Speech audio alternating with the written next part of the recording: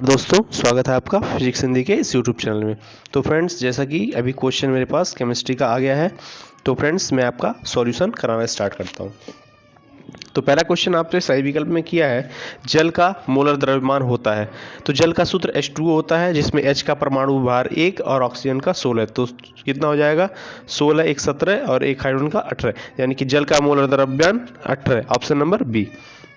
इनमें से कौन सा ऊर्जा स्तर यानी कि कोष नाभिक से दूर होता है। तो जैसे जानते हैं आप, ऊर्जा स्तर या ऊर्जा कोष का क्रम होता है, क्या होता है, KLMNO, KLMNO। तो सबसे दूर भी कौन है, O, तो कौन होगा, O। ओके, अगला क्वेश्चन है, यानी कि इसका ऑप्शन नंबर बी होगा। अगला क्वेश्चन है, इनमें से किसका आयनन विभव न्यूनतम होगा। देखिए, आयनन विभव त्रिज्या पर निर्भर करता है, तो दूरी के साथ साथ आयनन विभव क्या होता है, घटता है। तो त्रिज्या बढ़ती है तो आयनन विभव घटता है। तो सबसे अधिक त्रिज्या होगी रुबिडियम, यानी कि ऑप्शन नंबर डी, तो उसका आयनन विभव सबसे कम होगा। नाइट्रोजन की यानी कि N2 की आबंध कोटि होती है। देखिए, N2 की आबंध कोटि तो लगभग 2.5 होती है, लेकिन आंसर में ऐसा कुछ नहीं है, तो उससे मिलता जुलता आंसर 3 को आप मार्क करेंगे, ऑप्शन नंबर पहला।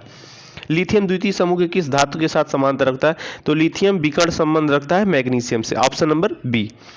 अगला क्वेश्चन, रिक्त स्थान की पूर्ति कीजिए, जिसमें कहा है 1 लीटर कितने डेसीमीटर क्यूब के बराबर। तो 1 लीटर 1 डेसीमीटर क्यूब के बराबर, तो यहाँ भराएगा 1 डेसीमीटर क्यूब। ठीक है, यहाँ पे अगला क्वेश्चन है, द्विगांशी क्वांटम संख्या L के प्रत्येक मान के लिए m का मान होता है। तो होता है, क्या होता है, -L से +L तक शून्य सहित। अगला क्वेश्चन है, BF3 की आणविक ज्यामिति होती है। तो BF3 की आणविक ज्यामिति त्रिकोणीय समतली होती है। ठीक है, भारी जल का सूत्र होता है D2O, ड्यूटेरियम डाइऑक्साइड, इसका होता है फॉर्मूला D2O। NaH प्रकार का NaH एक प्रकार का क्षारीय मृदा हाइड्राइड है, क्षारीय हाइड्राइड आप बता सकते हैं। अगला क्वेश्चन आपके सामने ये रहा, ताप। तो ताप का यहाँ पे होगा केल्विन, ये आप लगा सकते हैं। उत्कृष्ट गैस शून्य समूह में रखा गया, यानी कि 0 वर्ग में रखा गया, तो यहाँ पे होगा 0E, जो है S ब्लॉक होगा, पहला और दूसरा वर्ग S ब्लॉक है। हाइड्रोजन, तो हाइड्रोजन क्या है, पहले वर्ग में रखा गया है।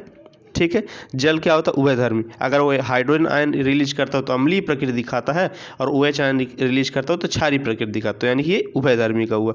अगला क्वेश्चन का आगे, पहली बोहर त्रिज्या का मान क्या होता है। तो 0.529 एंगस्ट्रॉम। आवर्त सारणी में वर्ग किसे कहते हैं, आवर्त सारणी में कितने वर्ग हैं। तो आवर्त सारणी में रखे गए खड़े स्तंभों को ही वर्ग कहते हैं। आवर्त सारणी में कुल 18 वर्ग हैं। CH4 में किस प्रकार का संकरण पाया जाता है। तो CH4 में 4 सिग्मा बंध है, अतः इसमें पाया जाएगा sp3 संकरण। बर्फ की संरचना किस प्रकार की होती है। तो बर्फ की संरचना को आप बता सकते हैं, हाइड्रोजन आबंधित होती है। वर्ग 1 के तत्वों को क्षार धातु क्यों कहते हैं। वर्ग 1 के तत्व को क्षार धातु इसलिए कहते हैं क्योंकि इन्हें मृदा से प्राप्त करते हैं।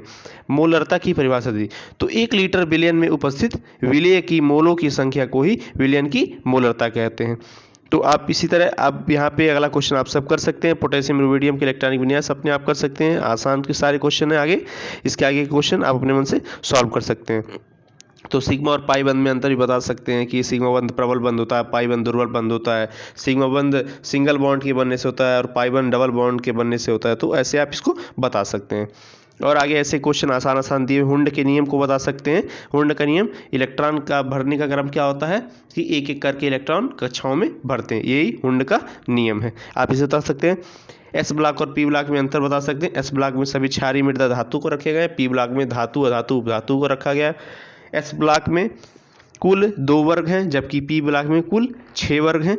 ऐसे करके आप कई सारे क्वेश्चन जवाब दे सकते हैं। यहाँ संयोजकता व ऑक्सीकरण अवस्था को परिभाषित कीजिए। तो किसी भी तत्व के अंतिम कोष में उपस्थित संख्या यानी कि इलेक्ट्रॉनों की संख्या को ही उस तत्व की संयोजकता कहते हैं।